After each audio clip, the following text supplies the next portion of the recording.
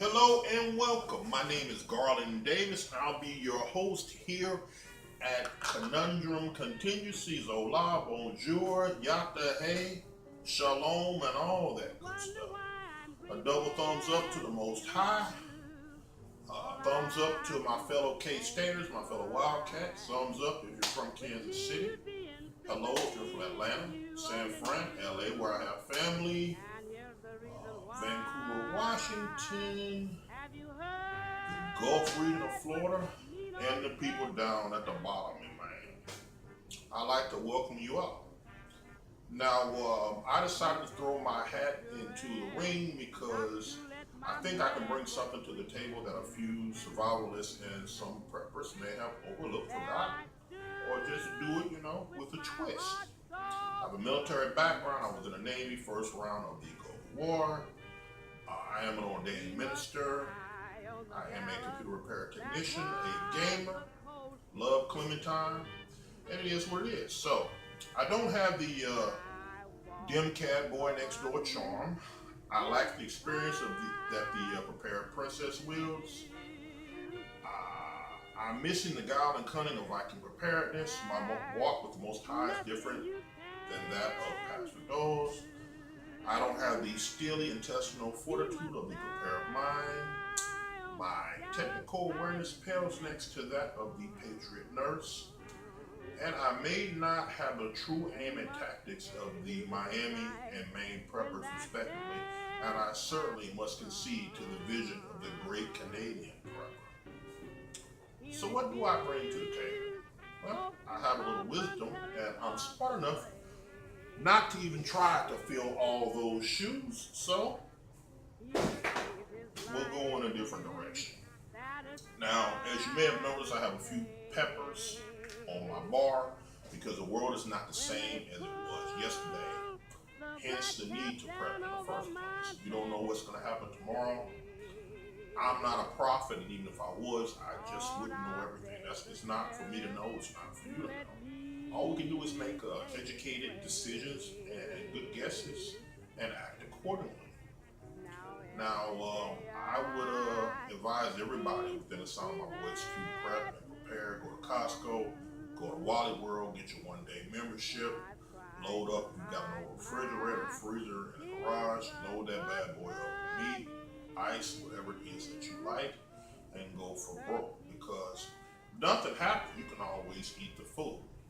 Now, as you're sitting up there stocking up, don't buy a whole bunch of top ramen and diet soda because you're not getting the most bang for your buck. Now, I have tried to convince many friends and family to prep. I do much better with complete strangers. I tried to talk my little sister into it, and she said, "Garland, well, what if I fill my basement with all these things and then my basement gets flooded?" I calmly replied to my sibling that she did the best to protect her family. But I didn't even bother trying to tell her that more than half of the stuff would still be good and she could still use the canned goods and on and on and on like that. Now, one thing I've noticed from just about every prepper, most preppers and survivors seem to think that when the SHTF kicks in, WRL, the whole world goes to, you know what, bonkers, crapola, that they're going to be in their nice, warm bed, and then they're going to wake up one day and they're going to start hitting switches, and they're going to try to flush the toilet, and nothing happens. They seem to think they'll be sitting on the couch, and then, maybe game 3 of the World Series will just end. Boom, Shazam, lights out. But has it occurred to any of my fellow preppers and prepettes that perhaps you might be behind the wheel when it happens? What if you're driving along EMT, or worse still, all of a sudden you got gridlock, like rush hour from hell, because none of the lights are working? What will you do then? You might have a long walk ahead of you home. And that's why I propose that you have some preps in the back of the car. Blanket, sleeping bag, water. Now, here's where you can go ahead and have some junk food. Snickers satisfies, Cheetos, crackers, crackling vitamins, God forbid, whatever you like. You know, some Cracker Jacks. You know, not just enough water for the radiator, but enough water for 2 bottles at least for every person that might be in the car with you. Otherwise, that might be a miserable walk home. And what are you going to do? There could be a French restaurant across the street, $50 a plate. You're going to pay that $5 for a cup of water, $5 for a cup of coffee. Or there could be a Mexican cantina down the road that suddenly, you know, the prices go up. You know, if you've got nothing in the back of your car, you put yourself in that position. You know, why go through all that drama? You know, now is the time to stock up. Now is the time to buy the extra charcoal. Now is the time to make sure your generator still works. Get a new plug, gap it. I recommend NGK. Hey, but you might like Autolite. You might like Bosch. You know, so long as it works. If you've got an old air conditioner in the back of an RV, now is the time to check the filter and make sure that it's A-okay. Now is the time to buy the family size box tank. You know, if you don't, you're only cutting your own throat. You know, now is the time to buy the extra laptop battery from China. Now it's time to get extra cell phone batteries. Now it's time to buy some extra C's, even if nothing in your house runs on C's, because you might be bombarding those things out. If you have pets, if you have vices, you know, now's the time. It's Chuck Wagon time. It's Apple time. Now is the time for the meow mix. Okay? You don't want to be out looking for light bulbs or anything like that in an SHTF situation. You don't want to figure out that you don't know how to raise a tent while it's raining and the missus is screaming in your ear because she wants to get out of the rain. You bugged out and now you can't even use all of the equipment. And speaking of bugging out, now is the time to see if you can even bear the weight of your bag. Walk to the mailbox, walk to the corner store, you know, see if you still got the right stuff, you know. Heck, the ants or the bugs could have got to some of your preps. You want to find out now, you know, that you need some more snacks. You don't want to find out that. Let me see here. Yeah, like I said, an NGK plug. Now is the time to get right with the Most High. All this hatred and all this racism, you need to let that go. That stuff went out like bell bombs.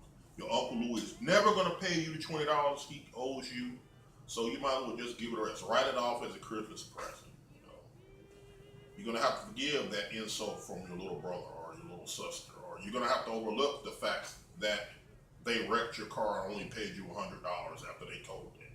You know, how can you expect to be forgiven if you never forgive? Maybe you believe in karma. Maybe you're agnostic. You know, an atheist without balls. You know, that's on you. Maybe you're Buddhist. Maybe you started your own little cult last week. Whatever you did, you still need to prep. I just bought an $8 bag of rice. It was 25 pounds at some flea market. So now I have 55 pounds of beans and rice. Will it be enough? I don't know. I have at least a 30-day supply of water. I'm frugal. I save liquor bottles. I save Pepsi bottles. I have a life straw. But I also have the luxury of having, you know, a lake across the street. I've got other friends that don't prep because they're near farms or lakefront property. But I heard a nasty rumor that there are going to be nitwits and National Guard guarding ponds and rivers so you can't get water, so that you can't fish. Now, what are you going to do if you wake up one day and you can't fish? Now, I'm a preacher. I'll be tempted to lay hands on a man in a bad way, you know, but it is what it is. If you go bonkers, like your name is Logan and it's go time, and then they've got your position, and then you'll probably be on the wrong end of a couple of those. So I say prep and store water. Don't put all your eggs in one basket. Give yourself well. I've got 15 gallons of gas in an undisclosed location. I've got a generator. I've got a car that gets 22 miles a gallon. Will it be enough? I don't know. But by storing that gas, I give myself the best chance. Now is the time to buy the charcoal. Now is the time to buy the extra wood, the big bottle of lighter fluid. Because one day you might hit the switch and nothing happens. You know. I'm going to make it as easy for the lamb to save me as possible. Yes, the Lord could miracle me some lighter fluid, or maybe I'll be smart and buy some now. I told my neighbors, I may not want to give you some water when the time comes, but they can't get over it. I said that to let them know, not that I'm a selfish beast, but you got the privilege and the time and the resource and the means to stock up now. You want to be super cheap, you can go to a soup kitchen, a food drive, pick up a couple of cans of fruit cocktail. It's on you. You can do nothing. You can keep watching YouTube and keep messing around with the Xbox or the PlayStation 4 until the sky turns green and people start choking. That's on you. But I hope the Lord blesses you and keeps you and sustains you. And all that shacking up is for the birds. Better to marry than to burn. You already know their strengths, weaknesses, temperament, how good they make love. You need to make a decision. Otherwise, you could have a whole eternity of regret.